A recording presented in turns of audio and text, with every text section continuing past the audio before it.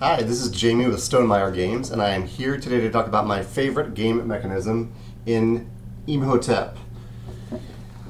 Imhotep is a game that I had a lot of fun with. I played it for the first time a couple days ago. I played it with 4 players. The game took about 30 minutes, and there are lots of interesting, tense moments in this game. I really enjoyed it. And it has a really interesting mechanism that I wanted to talk about. I recently talked about dead turns in games, and this is kind of related to dead turns. Sometimes in games there's an action you can take that benefits other players and it benefits you.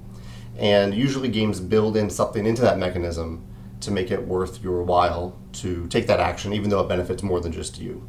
An example of this is in Concordia.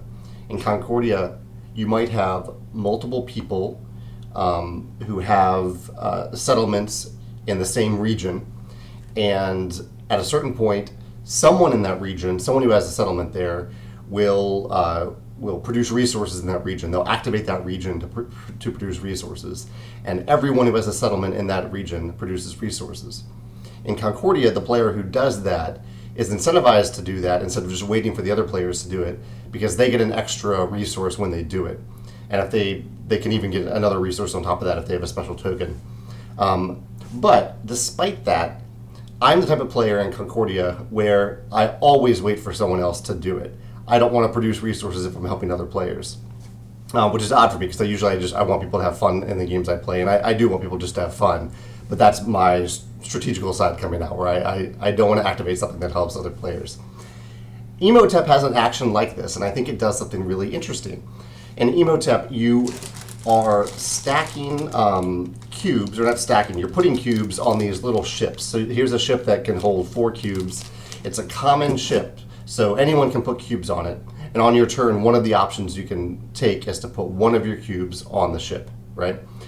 And so you might put a cube on a ship, and then the next player might put a cube on a different ship, and then the next player might put another cube on the ship that you already have a cube on, and might get back around to you, and then you have a choice. Do you continue to put cubes on ships? Do you gain more cubes so you can have more cubes to put on ships? Or do you send the ship to a dock, or whatever the locations are? You can kind of see it on the back of the board, that there, or that back of the box, that there are all these locations that you're delivering the goods to. So say you've built up this ship right here. You have 2 brown cubes on it. Other players have their cubes on it. Like my color is brown. There might be a white player. There might be a black player.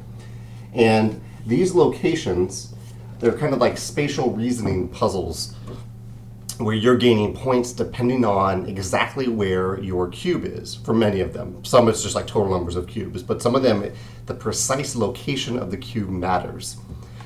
And so what I think is really interesting about Imhotep is that the correct choice in the game isn't always just to add more cubes to the ships. It's often the right choice, because the destination for the cubes matters so much that the right decision, there's a completely valid decision to make in being the one to take the boat and deliver it to the destination, even if you're helping other players because other players have cubes on it. Like, there are certain actions where, or certain destinations where, there we go, you might deliver a cube, or you might have a cube delivered, and it's only worth 1 point. But the same ship, the same cubes, if you deliver that cube and that ship to a different location, it might be worth 3 points or 5 points or even more. I think 5 is actually the max for any cube. So it could be worth up to 5 points. So it's a huge difference if you take the time to deliver that ship, if you use a turn to do that, instead of waiting for someone else to do that.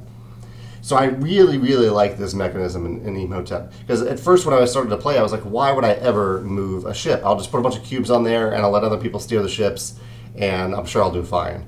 And very quickly I realized that I couldn't do that in Imhotep. I had to deliver ships that contained both my cubes and other players' cubes in such a way that it benefited me the most, that I could go to the location that was the best for my cubes, and not just the best for my cubes, but the best for the exact location of those cubes on the boats.